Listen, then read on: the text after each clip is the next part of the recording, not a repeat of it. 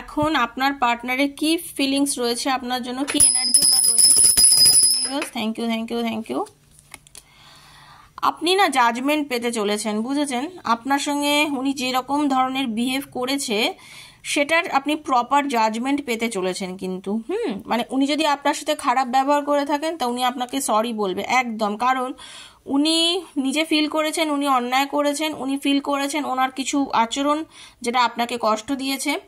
এবার উনি সেটা উনি যাকে মানেন, আপনার পার্টনার যাকে খুব মানেন, তার এরকম কারোর থেকে আপনার পার্টনার কিন্তু আপনাদের বিষয়টা নিয়ে আলোচনা করেছে এবং সেখানে গিয়ে উনি বুঝতে পেরেছেন, ওনার রিয়েলাইজ হয়েছে যে উনি ভুল করেছেন এবং উনি সত্যি আপনাকে প্রচণ্ড ভালোবাসে।